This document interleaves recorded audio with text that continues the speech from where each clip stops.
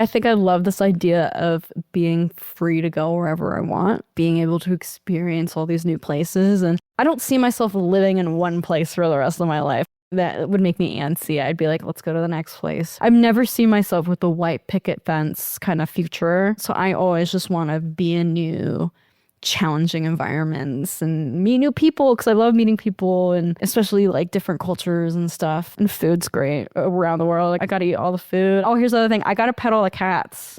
That's my other goal. I'm not trying to travel the world. I'm trying to pet all the cats in the world. So Hey, I'm Matt Bowles, and this is The Maverick Show. Stories from around the world about what really happens when you build a life beyond borders.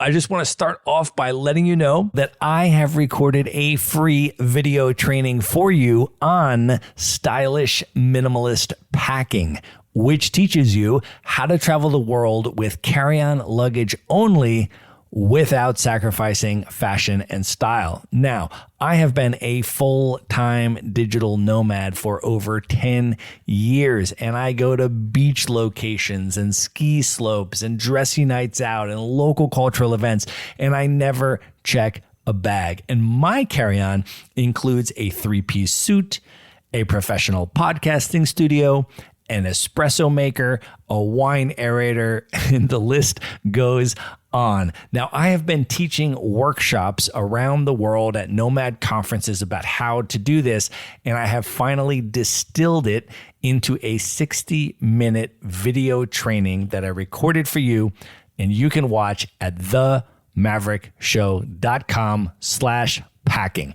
It's completely free. It's just going to ask you for your email, which will put you on to the Maverick Show's Monday Minute email newsletter list if you're not already subscribed.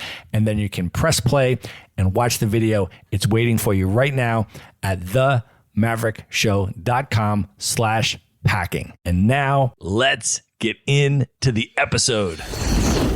I guess today is Nicole Green. She is a digital nomad, traveling pet sitter, cat lover, and activist who has spent the past 3 years traveling full-time around the world through pet sitting. What started as a way to afford travel turned into a lifestyle built around her love of cats and adventure that has provided her free accommodations around the world and taken her from penthouse apartments in Montreal to mountain homes in the Alps. And she has likely saved $100,000 on accommodations over the last 3 years. She is the creator behind Traveling Catsitter, where she shares her unconventional cat-filled travels and helps others travel more affordably by pet sitting. She is also the creator of Nomadic Activist, which shows digital nomads how to blend travel and civic engagement. She used her location independence to travel across swing states in the U.S., helping to mobilize voters in the lead up to the 2024 election and to work on progressive campaigns for candidates on the ground, ranging from Cori Bush in St. Louis to Zohran Mamdani in New York City. Nicole, welcome to the show. oh my gosh, thank you so much for having me. I'm excited to be here. I am so excited to have you here, and I am super excited that we are doing this interview in person in Asheville, North Carolina, which actually has some significance for you in your cat sitting journey. You are here doing a cat sit, but can you share a little bit why this is a full circle moment for you and what the significance of Asheville is for you? It's funny. So I'm here cat sitting in Asheville, but my first sit ever, because I've been doing this for probably over 4 years, my first sit ever was also in Asheville, North Carolina. We are really just bringing it all back full circle, and I'm excited to be back. It's amazing to have you here. You and I have been in touch for about 2 years, I feel like pretty regularly, because when you were working on these campaigns for Cori Bush, for Zohran, I was texting with you, in some cases on a pretty regular basis. It's been really amazing to follow your journey and see all of the things that you've done. And I've been wanting to have this conversation for a while, and I figured, why not in person in Asheville? And how about over a bottle of wine? We've just opened a bottle of rosé, so we're going to be drinking through that. But for people that may not be familiar with the concept of cat sitting and pet sitting and what that's all about, you have done some of the most epic cat sits that I have ever seen in some really extraordinary places that would otherwise be very expensive to stay. And I'm wondering if you could just share some of the highlight reel of some of the most over the top, amazing places that you've been able to stay for free because you're pet sitting. There's a lot of great stuff. So one in particular was I did a pet sit on Lake Geneva in Switzerland. The house was essentially overlooking the lake, and then you had the view of the French Alps in the back. It was a pinch me moment. That was my first crazy, amazing sit, and I sat there over a month in July. That was really great. I also did a sit in the penthouse in Montreal watching a cat. I also spent Christmas and New Year's in New York City. I did a sit in the Caribbean in the country of Grenada. That was also really incredible. I had a place with a pool overlooking the ocean. I also did a 5-bedroom house in Aspen, which God knows how much that would have costed otherwise. Well, some of the ski destinations you mentioned, Aspen, which is normally a very expensive place to go. You also, weren't you in the French Alps, and didn't you ski Chamonix while you were doing a cat sit? Actually, I was watching 2 cats and a dog, and we were in Chamonix in this beautiful chalet. It was incredible. That is so amazing, because you and I both grew up in the northeastern part of the United States, and we both learned to ski in places like Buffalo, New York and Pennsylvania. And I feel like when you start all of a sudden then for the first time going out to Colorado, let alone going to the Alps, for me anyways, that was a night and day mind-blowing experience. I know you've also been to Hokkaido in Japan, skiing out there, and some of the most amazing ski spots in the world. What for you is a particular moment on any of these ski trips that still sticks with you, that stands out in your mind, where you're just skiing, you're like, I can't even believe this? One moment that sticks out was I was skiing in Verbier, and it was just these insane views of the Swiss Alps. And I remember the clouds came up to a point where it looked like we were on top of the world. All the clouds are below you, and you're like, is this heaven? So that was definitely a moment that really sticks out to me. Well, let's rewind the tape a little bit to give people some context on how you got to this point in your life where you're doing all of these amazing things and usually not paying for any accommodations at all. Can you talk about where you grew up in Pennsylvania? And as you were growing up, how did your initial interest in travel start to develop? I grew up in good old Pennsylvania outside of Philadelphia in a city called Reading. Grew up there, born and raised. We didn't really travel much growing up, unlike a lot of people who've basically traveled the world as a child. Every summer we would go to the Jersey Shore. Now, every 6 years we would go on a bigger trip. So I remember when I was 6, we went to Mexico, and then a few years later, we did a cruise to the Caribbean. And then when I graduated high school, we went to Punta Cana, but it was never really any cultural immersion. So I always kind of really wanted to travel. And I think because I didn't get too much of that international travel experience, I was kind of yearning for it. Really wanted to do more travel. When I was looking to go to colleges, universities, I didn't really know what I wanted to study or whatnot. I knew I wanted to study abroad. So that was like a big thing. So where did you decide to study abroad, and what was that experience like for you? I decided to study abroad in Gold Coast, Australia. It's outside of Brisbane. That was back in fall of 2019. So got really lucky with the whole pre-COVID thing. It wasn't necessarily like I wanted to go to Australia. I just wanted to go somewhere I would never be able to go to ever in my life. When you think of growing up, you'll get a week vacation. As an American, that's a week or two. You can't take a week trip to Australia or somewhere in Asia. So I was like, let's go to Australia. It was an interesting time. I accidentally became a D1 water polo player. What? Wait, tell me this story. I've not heard this. How did that happen? Essentially, this study abroad program was transferring as a student at this other university called Bond for a semester. So I started following Bond University on Instagram. By the way, for context, I wouldn't consider myself an athletic person. I remember they posted something, hey, we need a female water polo goalie. needed for this fall for something. And I was like, if they really need one. So I did briefly play water polo in high school. They just started a team and I joined. It was kind of a joke, honestly. I wasn't good and I was a goalie. So you know what, maybe this sounds like a good way to meet Australians and not end up in a bubble full of Americans. So I emailed them, if you really need a water polo goalie, I can do it. I never said I was good. And so I ended up playing for them and I was bad and they were bad. So it was kind of a joke. I can remember when I studied abroad in college, I went to Ireland and lived there in Dublin and went to Trinity College for the year. And just living outside the country on my own at that age was just a complete game changer for me.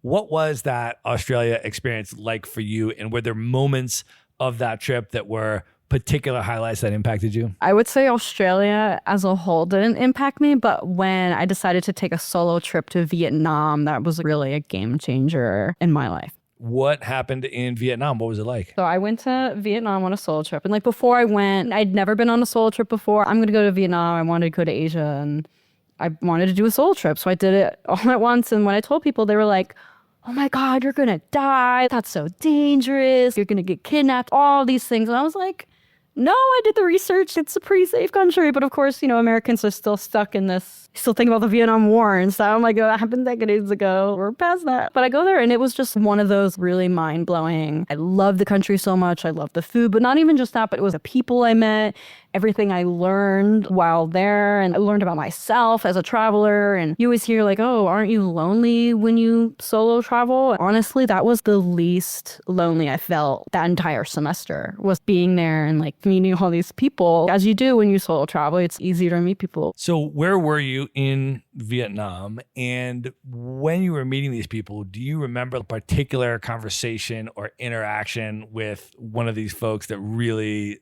impacted you? I like planned everything out about this trip. I started in Hanoi. I went to Ha Long Bay. I went up to Sapa, which is northern Vietnam, and then I went down to Saigon. I remember going there like a little nervous, and I was meeting all these people who were like, oh, you're only here for a week? They were like, oh, we're here backpacking Southeast Asia for like 2 months. I've been spending months out in Southeast Asia. Oh, I'm spending a month in Vietnam. And I was like, wait, you can do that? I didn't think that was even a thing. It was such a mind-blowing realizing there are people who take these gap years that just go travel. And I was like, wait, I didn't know you could do that. I want to do that. But then I also kind of fell into this, well, how am I going to do that? Because I'm going to be drowning in student loan debt once I graduate college. And if I'm lucky, I might get 2 weeks vacation. And that's kind of where I started looking up things about digital nomadism and stuff. So let's talk about that transition and what ultimately the unlock was for you, because you all of a sudden realized, wait, there's people that just slow travel the world long term. That would be really amazing to do. But then, of course, there's the question that everyone has, which is how would I go about making that a reality for myself? So when you were in that conundrum trying to figure it out, once you got back to the US, how did you proceed from there, and what ultimately was the unlock? It was my junior year of college when I went to Australia. So when I came back, I was, well, how can I do this? And I started looking up things. I was like, should I take a college gap year and maybe go? But then soon after COVID happened, you know, I came back from Australia. It was pretty soon after. So we were all hunkered down and I was at risk. So I didn't do anything. Like there was no travel. There was a lot of time to plan for travel. How can I like do this once COVID's passed and stuff? And of course, I'm in my senior year and applying to jobs and getting jobs. And then I was like, oh, well, if I get a remote job, working remote became a thing during COVID. Oh my gosh, well, let me get a remote job. And then that will be what helps unlock it. So I was lucky enough to land a remote job after graduating. And with that remote job, it was still COVID when I first started working there. But then after a little bit, I was like, well, how can I do this once COVID's over? I'm paying rent where I'm staying. How do I also do that and pay wherever I'm going to stay? Because that's still going to be expensive and I still have student loan debt. And then one day I came across pet sitting. Okay. And then what was the move that then got you the very first pet sit in Asheville? How did you go about applying for it, landing it, and what was that first pet sit like? At the time, I was living in Eastern North Carolina, and I was just looking for sits anywhere in North Carolina, anything I could do. And so the way it works is this app is called Trusted House Sitters. It's like Airbnb, but for house sitting and pet sitting.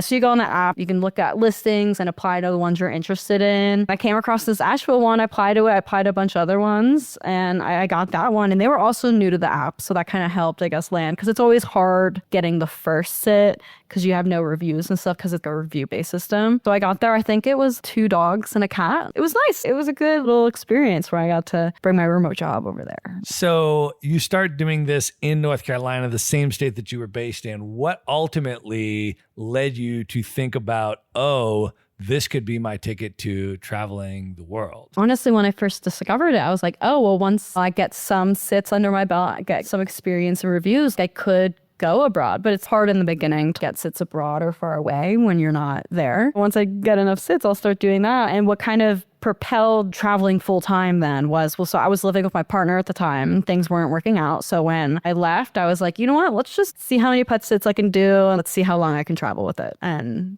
we still are. And you just kept going. So let's go from the very beginning of your international pet sit journey.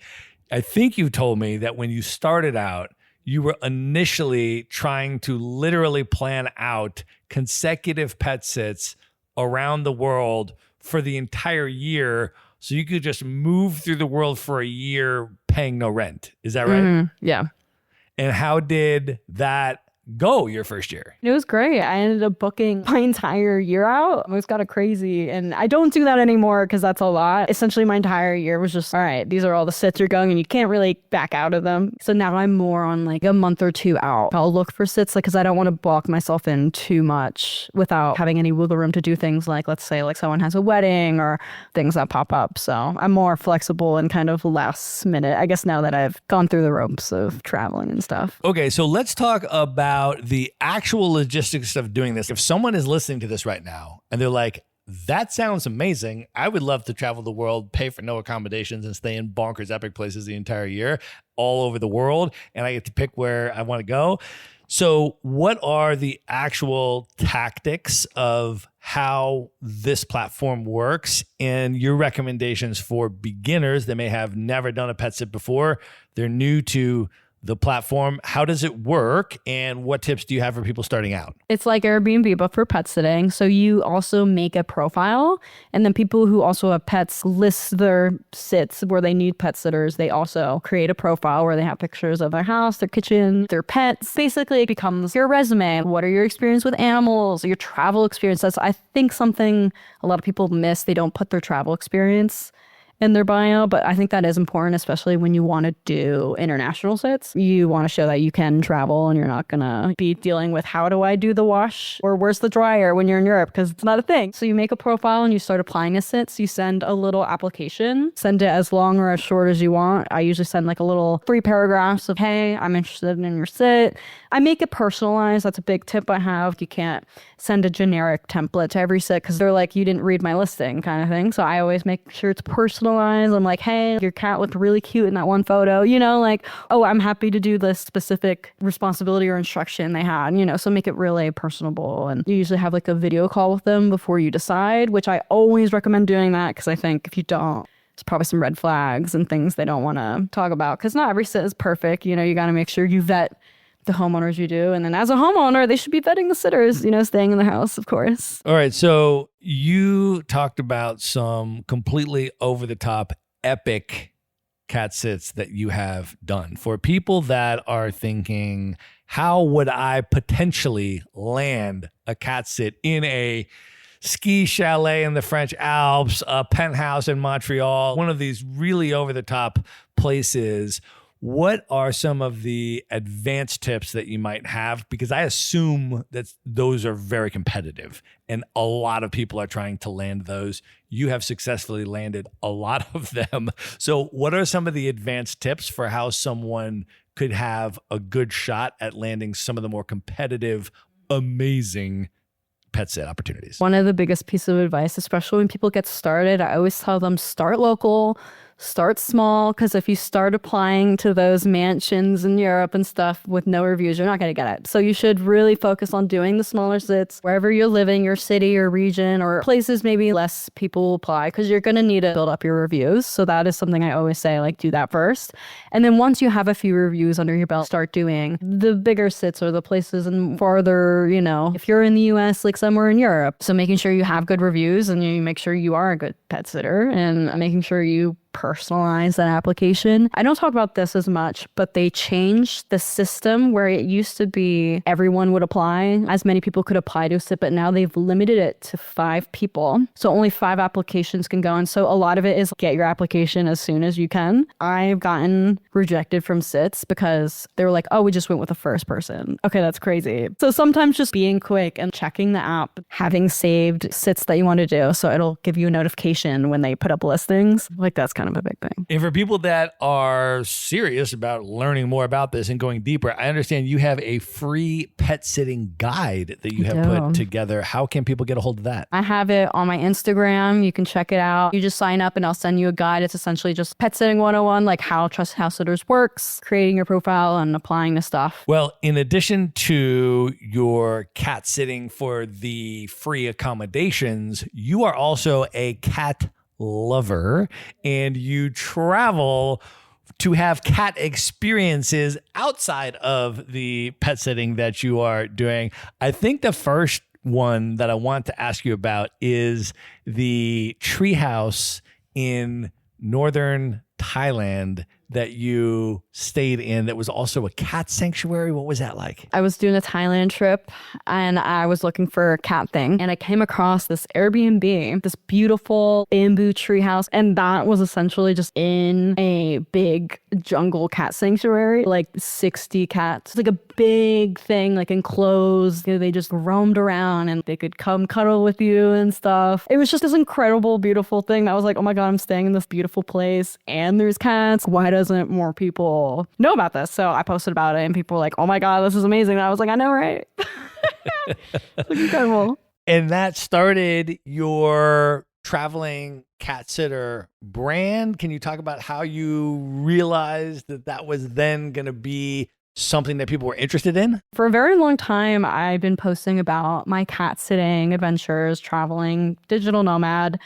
And for like 2 years, it didn't gain any traction. I was just kind of posting my pet sits and stuff. And then I tweaked it because I was basically doing just cat sits instead of talking about pet sitting. I'm basically only doing cats. Let's just change the wording a little bit to being like, yeah, I'm the cat sitter, like changed my profile name and everything. And that is kind of when it blew up. There was always the advice of niche down if you want to be successful on social media. And it is unfortunately true because I know a lot of people don't want to niche down and stuff, but it worked. And it's very still true to myself. I love cats and I'm cat sitting. And then I'm also trying to find all these cat travel things. So everyone's just really loving when I post things about Turkey and Istanbul, which I really love, just a place full of cats, or like this cat sanctuary, bamboo treehouse Airbnb. People also love that. You know, the internet's full of cat videos. Everyone loves cat videos. That's been since the dawn of the internet. But no one specializes in this niche of travel for cat lovers is kind of what I'm calling it. So I've kind of just started leaning into that too. And just, not just for the brand, but I also love it.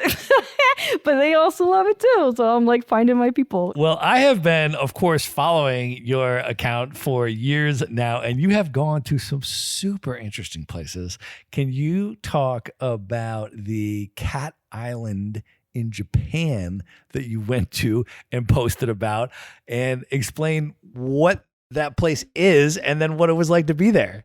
There's a few cat islands in Japan, and I went to the one, I guess main one, or the one that, you know, goes viral. It was at Tashirojima. It was outside of Sendai, essentially. So I was in Japan on a ski trip with some friends, and I was like, I really want to go to this cat island because there's cats there. It's an island full of cats. You don't need to tell me anything else. I'll go. So I literally flew down from Hokkaido to Sendai to go to this island. And it was incredible. It was beautiful. There were more cats than people. And people do take care of them and all that stuff. And it was just like a really beautiful like thing that I was like, this is great.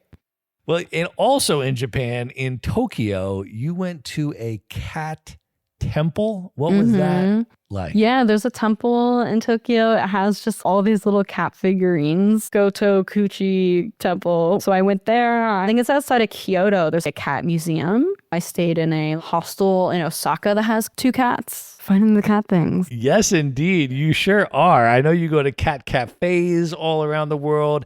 And then you found a cat garden in Kotor, Montenegro. What was that like? I have a list of all these cat places, and Kotor was one of them. So I went there a year or so ago, and I heard that they just have a bunch of cats laying around, and they have specifically in old Kotor, the town, they have this little part where there's a garden full of these cats, and they feed them and take care of them, and they're just kind of hanging around. I was like, this is great. I spent literally hours just hanging out in this garden with cats. I had like 2 cats sitting on my lap at one point. This is heaven. I don't need anything else. Well, I want to ask about how you have blown up your following. I think you're now over 60,000 people that are following you. You mentioned that you niched down from pet sitting to cat sitting particularly, and you post about your cat sits that you do. You also post about this cat tourism that you do and the places that you go, and all of a sudden, all these people are following you and are interested in this, and you are now at the point where you're starting to organize cat travel opportunities for your followers. Can you talk about that? I'm so excited. It's still in the works. You know how you see creators run trips? I was like, well, what if I did something like that, but a group of cat lovers to a destination full of cats. I was like, hey, would you guys be interested in going on a trip together where we just like pet all the cats, where we just like, bond over our love for cats? People were like, yeah, that sounds great. So like I started looking into different companies and different tours and stuff. Everyone was like Greece, Turkey, Morocco are the top ones. So right now it's looking like it's going to be a Turkey trip. And I'm so excited. We're like customizing the itinerary to have all these cat stops, volunteering, because we also want to make a good impact. Don't want to just like look at the cats. We can help them and work with local organizations and stuff. So we're working on that and launching that. And I'm so excited because I think it really could be a thing. Everyone's like, oh, I want to go to Cat Island too. And I was like, I'll go back. Getting people who have expertise in planning things like that, because I'm also a very busy person working a remote job and then doing content and stuff. So it's something I definitely want to look into and expand more, because I think it could be a lot of fun.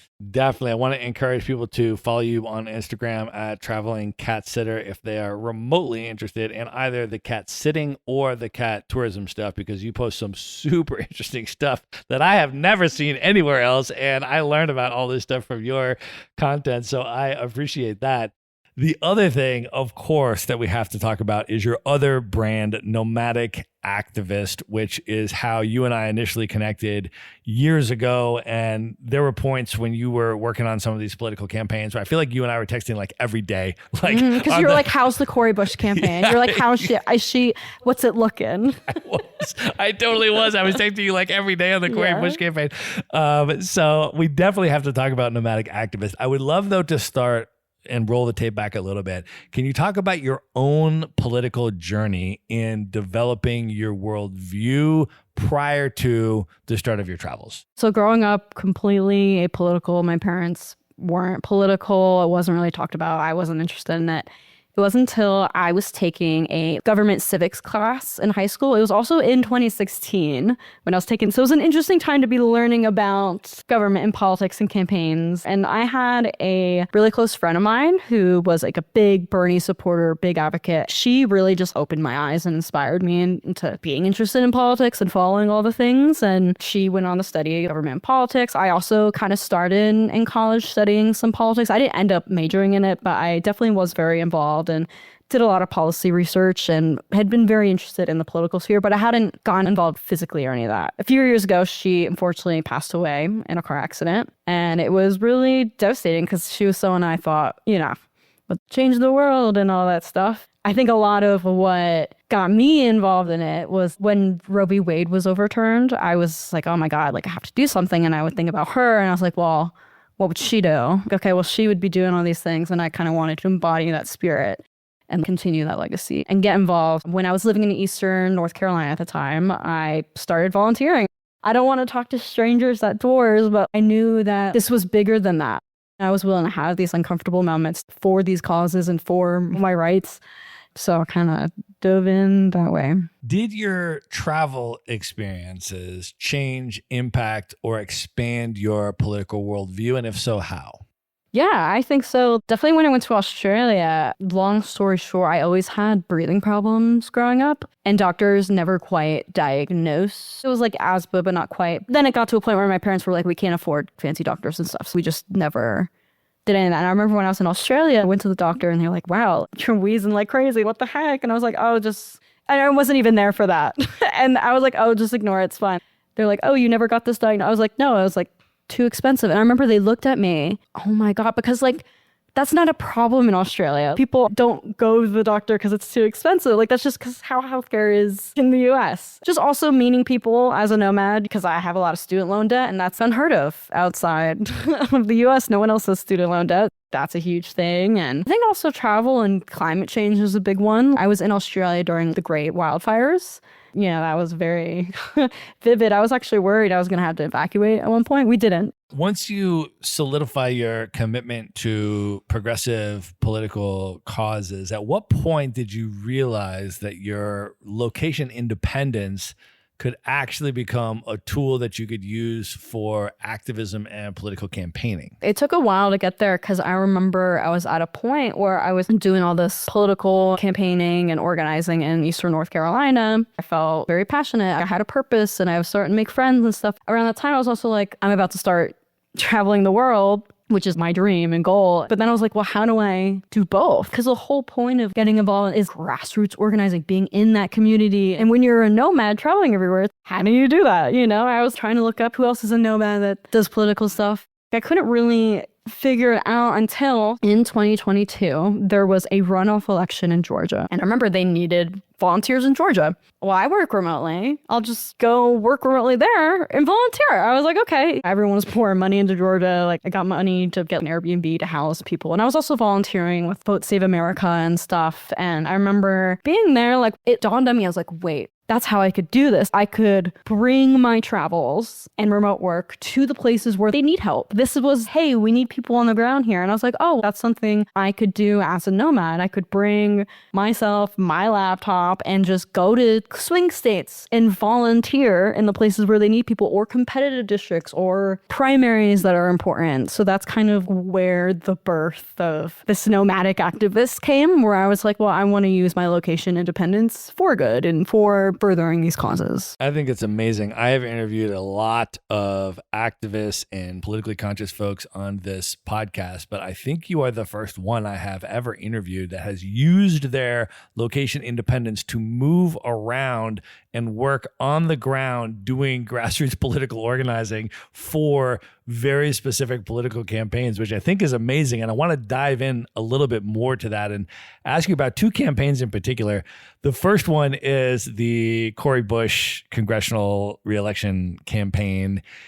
For people that are not familiar with Cori Bush, can you just share a little bit about who she is and why she resonated so much with you, why that campaign was so important that you wanted to fly in and knock doors and do the grassroots organizing on the ground there? So that year I was doing a lot of travel to swing states and competitive districts to help knock on doors for different candidates. And I know Cori Bush's primary was coming up and it was going to be a very contentious primary. Now, for context, she is a progressive U.S. House representative representing St. Louis at the time. She was a part of the Squad, which is like the progressive members like AOC and Rashida, and she was really known for her work with Black Lives Matter and helped organizing Ferguson and also being pro-Palestine. And unfortunately, because she was pro-Palestine, she had AIPAC coming after her, which is this big lobbying organization, and they were pouring millions of dollars to unseat her. So I really wanted to help make sure we kept her seat because she's a fighter. She's a really important progressive member of our Congress at the time. So I really wanted to be there to help make sure these billionaires didn't unseat this amazing person. And what was it like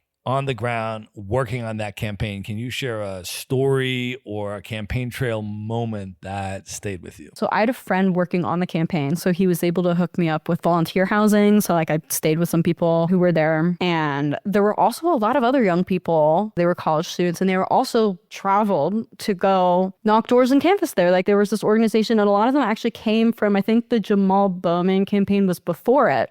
And a lot of them had basically helped on that campaign and then went down to St. Louis to help on theirs. So it was really cool to like meet this group of people who were also very passionate about this and wanted to, help her keep her seat. And it was just like a lot of very hot evenings, hot there, just knocking doors and talking to people. And it was just also really hard because they were pouring so much money in these attack ads that were kind of very misleading, as they usually are.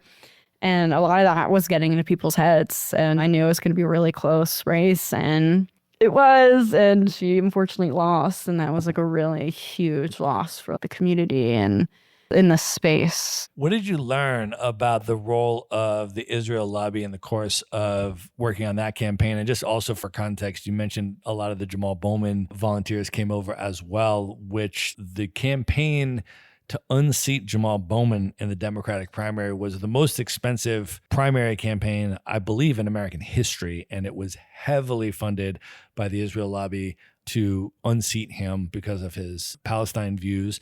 And then I mentioned a bunch of those volunteers came over as well. And so in interacting with those volunteers, as well as just observing what was happening with the opposition to Cori Bush and how it was funded so heavily by the Israel lobby, what did you learn about the way that all of that functions from being there on the ground? Big money in politics sucks. It was really bad. They were really just pummeling everyone with these attack ads. There were millions of dollars being poured, like for if you're on YouTube, every ad would have been an ad against Cori Bush. It was just really sad how this one organization, that's basically a foreign organization who's technically not supposed to meddle in U.S. politics, was able to influence this election so much over this one stance of hers. I mean, it was really disheartening at the time. It's like, I just hate big money in politics in general, any big lobbying. It's all just, it's gross. It's, not good. And what was it like emotionally to be in the room? You mentioned she lost the campaign, but when she came in to give her speech, it ended up going viral because it was so politically resilient and defiant. And for people that have never heard it, she obviously got unseated from Congress as part of this campaign, but committed that she was not just going to disappear. And she gave this amazing defiant speech where she said specifically to AIPAC, I am going to tear your kingdom down. And the place went wild and the video went viral. And sure enough, she has been continuing to organize politically. She is running again. She is still in the mix and all of that. But you were in the room for that speech. What was that moment like? So beforehand, it was really sad because we knew it's over. It got really close, but it was over. But I remember when she came in, she just started swinging, and I was like, yeah, like it's what we all needed. And she just brought in all this amazing energy. It was honestly really inspiring because it was like, look, I'm not going to just take this defeat. No, she was like, no, this is just the beginning, this is just the beginning of a battle, It was very inspiring. Well, you also went to New York City to work on the Zohran Mamdani mayoral campaign. Can you talk about, from your own perspective, how you first learned about Zohran and why you found his candidacy so inspiring and compelling to you personally?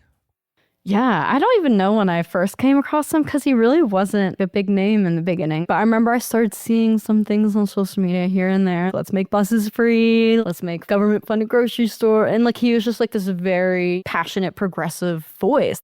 He talks and he's inspiring. He was just something that we haven't seen. Once in a million politician. And I was like, I really want to help this guy win. Because I kind of took a break from doing some political stuff. And then he was doing that race and I had some time in my schedule. I was like, maybe I'll find a cat sit in New York City and go knock on some doors. It was a long shot. There were so many people in the race. It was ranked choice voting. And then they had Andrew Cuomo, who's a big name. Even though he's a bad person. But I believe in this campaign. I believe in his vision. I believe in these values. I want to to go help. I knew if he won, it would be historic. It would be huge. Could really set the blueprint for other, progressive candidates. And what was it like working on that campaign? Is there a story or a moment that you think back and remember? It was really exciting because there were a lot of other people who were also getting energized from this campaign. I would go to like this canvassing session and they would have like 50 people there. It was actually before the general election. It was his primary. So the primary was the biggest hurdle. He just needed to get the nomination, and talking to people were very receptive because a lot of people didn't like Cuomo. It was like the biggest thing. And I think it was the biggest field operation they had. It was insane. And I definitely felt it. Well, he certainly had the Democratic establishment against him, the MAGA Republicans against him, the Israel lobby certainly against him. He was a longtime Palestine solidarity activist, very outspoken in support of the boycott, divestment, and sanctions campaign against Israeli apartheid, ran on that, did not compromise on that, mobilized around that, and had all of these different incredibly powerful political entities organizing against him. And he won. What lessons do you think we can learn from how and why that particular campaign succeeded? An agenda that appeals to people. He was such a working class champion, and just common sense, freezing the rent. Things are becoming so unaffordable. I think a lot of politicians are very scared to say certain things or overpromise things. But he was so unapologetically, this is what I want to do. Now he's doing it, which is so insane. Oh my God, he's actually doing a great job. Because a lot of people were like, I don't think he's going to be able to do any of these things. And I think it's just being a progressive champion. Also him being a great communicator and being able to inspire all the people, including myself, to help volunteer at times to knock on some doors in New York City. Well, you were at one of the victory parties in New York City on the night that he won. And your video of that moment went viral around the world. I saw it on all of these different places around the world, coming from different continents. People were posting your video with you in it that you shot. Can you take us to that moment? What was it like? What did it feel like emotionally to be part of that moment? Because you mentioned you had already worked on the Cori Bush campaign, and unfortunately, she did not win her campaign.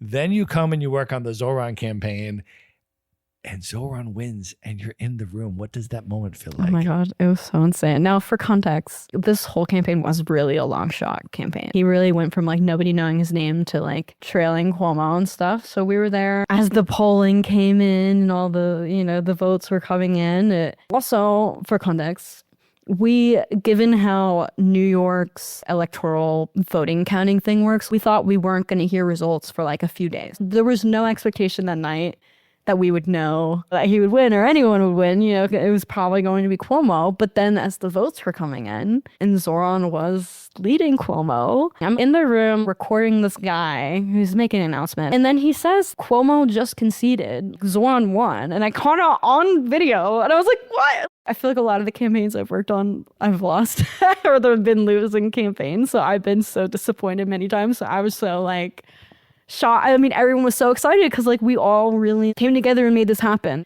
Going from basically a name no one knew to literally beating Andrew Cuomo to the point where he conceded. And of course he did end up running as an independent, but beat him again. So it was such a ray of hope. It filled my heart with hope. So what tips do you have for remote workers, digital nomads, people who are location independent that would like to use their location independence to get involved in upcoming campaigns? Where does someone start with that? And what maybe tips or advice after doing this a number of times do you have for folks? So a big one, especially if you want to do volunteering, knocking doors and going to events, there's this website called mobilize.us. It's basically where people post, hey, there's going to be a canvassing thing or a watch party, but it's all for democratic causes. And back in 2024, when I was doing a lot of electoral stuff ahead of the presidential election, I created all of these maps and stuff. Here's some states you can go to, or here's some areas where there's competitive House districts that are really important that we need to send people to. I think I'm probably going to create some more for this year. Staying on top of things. I joined the Vote Save America community back when I started doing this stuff. stuff, and they also have a lot of helping connect people to important races and volunteering, because you don't have to physically be in the place to volunteer for them. You can also phone bank, join a text bank where you help send out the text messages. And I think all that's important. So you can find all those on mobilize.us. Pet sitting also helps give you free housing if you, because I know a lot of people were like, I would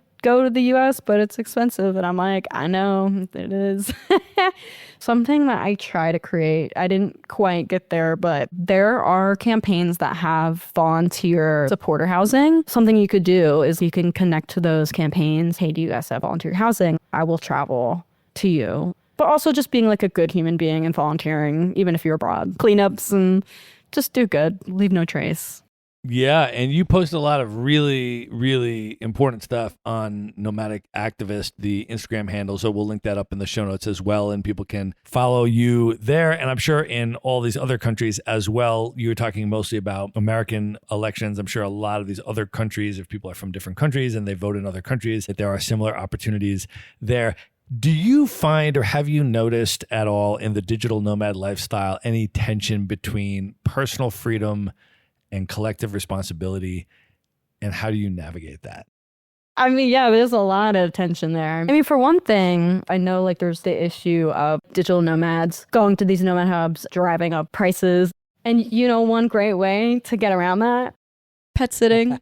That is another reason, one of the non-pet and like free housing related reasons I do like to pet sit. You're not jacking up prices in that sense. You're just staying in someone's home. But I would like to see more nomads be more thoughtful in their travels. It's easy to kind of be in this bubble of, well, I can go wherever I want, and I don't care what it does to the local people. I would love to see more nomads be more conscious of the impact we're making in places. Has pet sitting around the world changed your relationship to ownership and material possessions? Oh, yeah. I mean, I don't need things anymore because things are heavy. You know, like when you live out of a suitcase and you add more things to the suitcase, it gets really heavy. I don't need things. Like, I'm not like chasing the newest this or the fancy car. I'm like, no, I just need I like travel my little suitcase. I got like 7 outfits on repeat. Like, I don't need much. So yeah, I would say I'm much less materialistic as a traveler now. Well, I think it's a really interesting point about how pet sitting is a way to travel more sustainably and reduce your contribution to those transnational gentrification dynamics that are going on in all of these cities.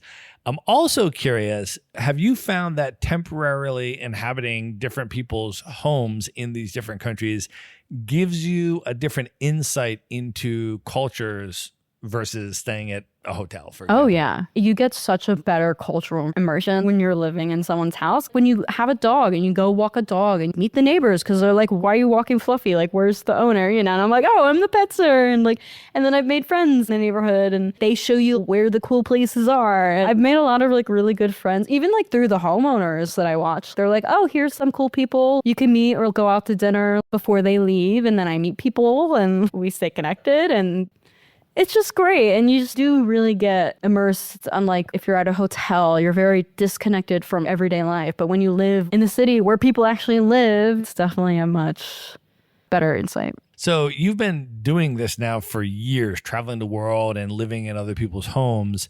At this point, what does the concept of home mean to you? Oh, God. Home is where the cat is. No, I'm kidding.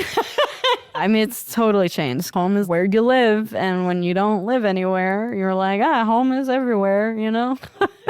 You're like, home is where you want it to be, or whoever you feel most belonging in. So how do you build and maintain community in an itinerant lifestyle of world travel? It's pretty hard, but I have managed to make lots of friends along the way. I do look, especially if I'm in certain cities, I will find meetups.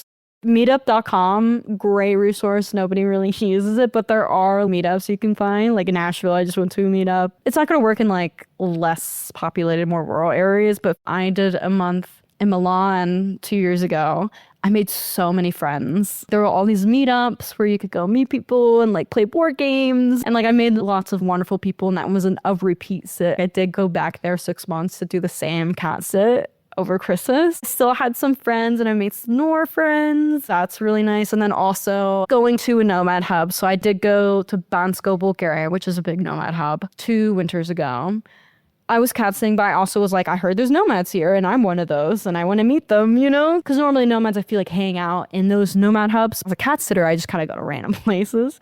I did make a lot of friends there. I really loved being there. I was there over the winter. So it was really nice like having community there. So I did go back to Bansko the next winter. And I also spent 2 months there like skiing and with my nomad. Because, you know, when you're traveling and like being someone who travels full time while working remotely, most average people don't understand or can relate to it. So it is really nice having people that totally understand that lifestyle. And so I'm still connected to a lot of them. And we've gone on other trips. This past Japan trip, I was with some people, went to Georgia. What would you like to see change within digital nomad culture over the next decade?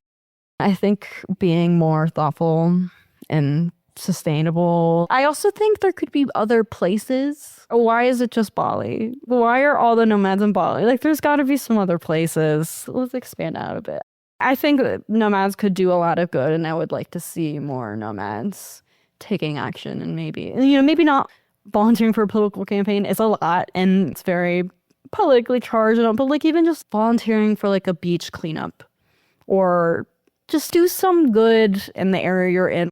Well, I think you are providing some great examples of how people can be more involved for meaningful causes and use their location independence to volunteer and be politically active and all of those things. So definitely want to encourage people to follow Nomadic Activist because I think you're doing some really important stuff. Thank you. I'm curious, Nicole, when you think all the way back to 2019 and when you went to Australia and everything since then, how has all of this world travel impacted you as a person?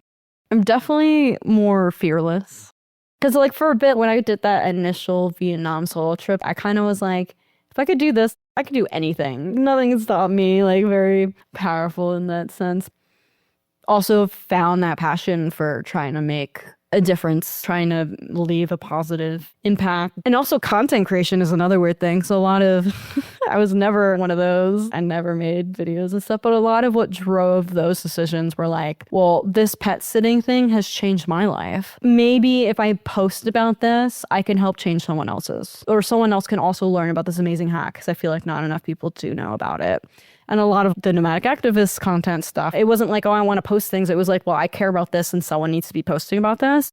That's going to be me. A lot of just being fearless and not caring what other people think, I think is a big one. I definitely cared what people think before that, but I very much stopped caring what a lot of people think of me. And why are you so passionate about continuing to travel and see more of the world? What does travel mean to you today? I think it's a freedom thing. I think I love this idea of being free to go wherever I want, being able to experience all these new places. And I don't see myself living in one place for the rest of my life. That would make me antsy. I'd be like, let's go to the next place. I've never seen myself with the white picket fence kind of future. So I always just want to be in new challenging environments and meet new people because I love meeting people and especially like different cultures and stuff. And food's great around the world. Like, I gotta eat all the food. Oh, here's the other thing. I gotta pet all the cats.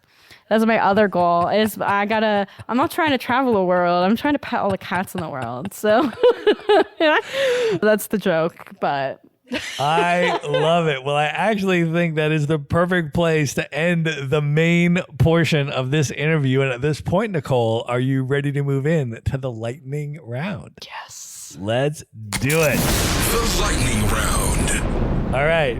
What is one book you would recommend for people to read? I read this book called Bowling Alone in college by Robert Putnam. It's basically about how the decline in social capital, how people and relationships in the US has led to the decline in people getting involved in like civic engagement. It's just something I always think about. All right, Nicole, who is one person currently alive today that you've never met that you'd most love to have dinner with, just you and that person for an evening of dinner and conversation? I think I'd like to chat with Zoran Mandami. Because you never got to meet him on the campaign. I didn't, because I've met a lot of politicians along the campaign trail. And this is a question that's hard for me, because I always am like, don't meet your heroes, because they'll disappoint you. And I've met a lot of people where I'm like, yeah, nah, I kind of wish I didn't meet them. I actually do feel like I would love to have a chat with Zoran Mandami. I would love to have that chat as well, because the amazing thing also about him is that there are so many things you could talk to him about. I would talk to him about hip hop. I would talk to him about... Oh my God, his like rap career? Yes.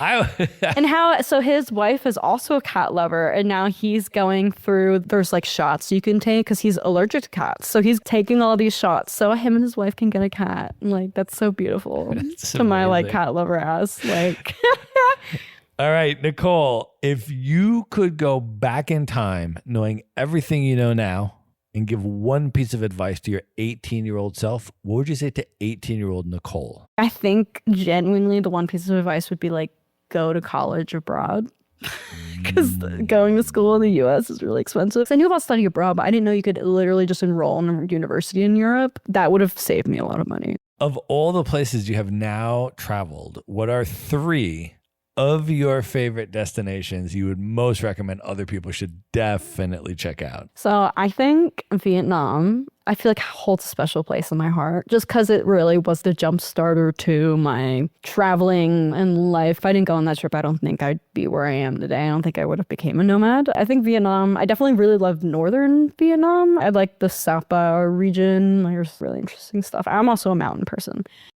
Number 2, I would say Japan. I love Japan in all the sense. I love the food. I love the culture, the people. They also love cats. It's great. 3, I would say I really like northern Italy. I've spent a lot of time in Milan, which I know is a city most Americans don't like, because when they go, it's usually like go to Venice. I spent like a good 2 months just living in Milan. It's a great place to live. Northern Italy in a sense of you got the Alps. I love having easy access to the mountains, and I love Italian food.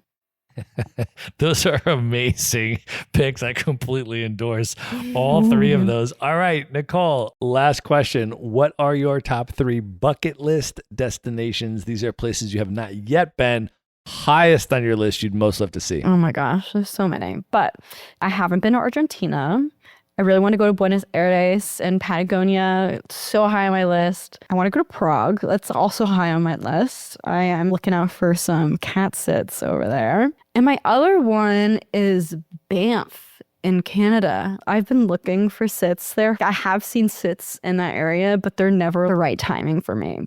Awesome picks. I've been to Prague a couple of times. I've spent probably 6 months in Argentina. So as a skier, of course, you need to go and ski the Andes. I skied Bariloche, the lakes region, which was truly spectacular. And I've spent many, many months living in Buenos Aires. So when you're ready to plan those trips, definitely hit me up, Nicole. At this point, I want you to let people know how they can find you, follow you on social media, both the Traveling Catsitter as well as Nomadic Activist, and learn more about everything you're up to. Remind people again how they can get your cat sitting guide, and if they're interested in that upcoming trip to Istanbul and all that good stuff, how do you want people to come into your world?